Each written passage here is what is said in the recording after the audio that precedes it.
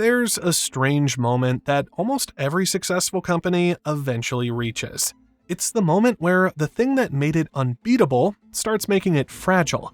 For most companies, that moment never arrives because they fail first. Amazon didn't. Instead, Amazon just kept growing. But did it outgrow itself? It grew past being an online bookstore, past being an online retailer, past being a tech company. And quietly, almost without anyone noticing, it crossed into something else entirely.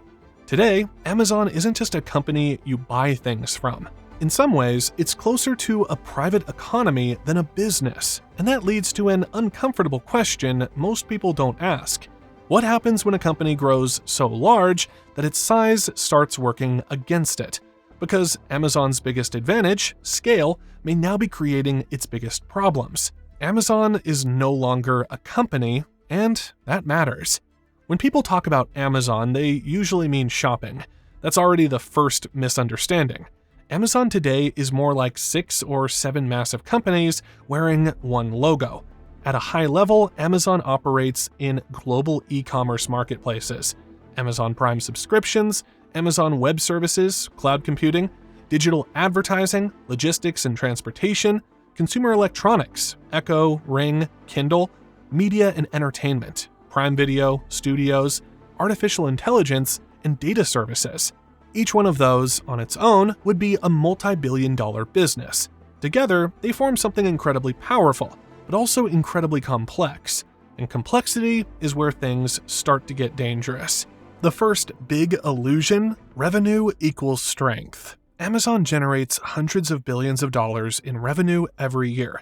That puts it among the largest companies in human history. But revenue is not the same as resilience. Here's the paradox. Amazon moves staggering amounts of money, while many of its core businesses operate on very thin margins. That's not a flaw, it's a strategy. Amazon has always prioritized market share over margins, growth over short-term profit, scale over efficiency. That works beautifully when growth is fast. It becomes risky when growth slows, and growth is slowing. The question most investors avoid. Here's the uncomfortable thought that sits underneath Amazon's entire structure. What if Amazon is too big to grow the way it used to, but too expensive to slow down? To understand why that question matters, we need to look at how Amazon actually makes money. Because it's not where most people think. Amazon's retail operation is enormous. Billions of orders, millions of sellers, dozens of countries. But retail is brutally expensive. Amazon pays for warehouses the size of cities, robotic systems, packaging and returns, customer service, fraud prevention, last-mile delivery, a massive labor force. And customers expect free shipping, faster delivery every year, no questions asked returns. Those expectations destroy margins. In many cases, Amazon makes little to no profit on individual orders. So why keep doing it? Because retail isn't the business. Retail is the gravity well. Now we get to the real center of gravity: Amazon Web Services.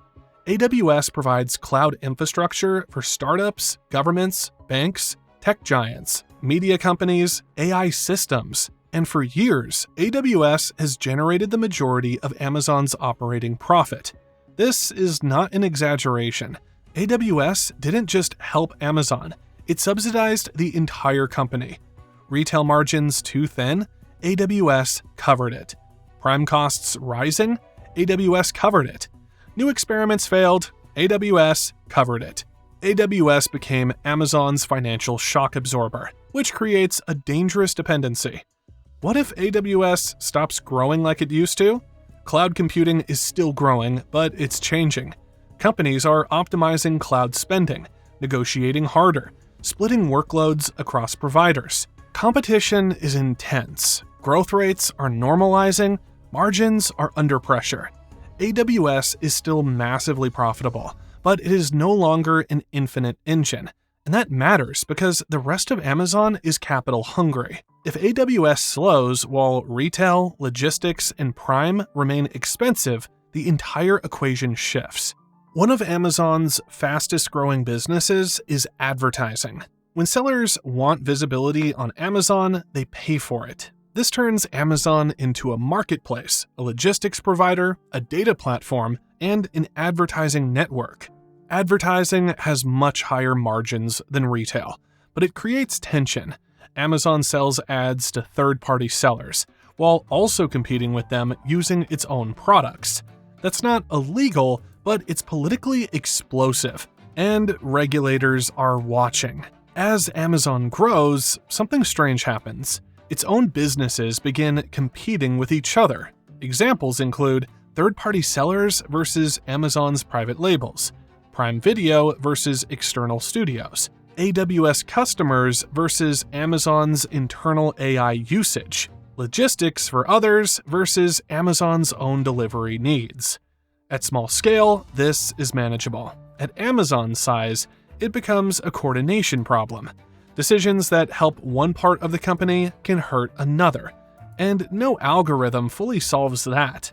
Amazon has built one of the largest logistics networks on Earth. Planes, trucks, sorting centers, warehouses, last-mile fleets.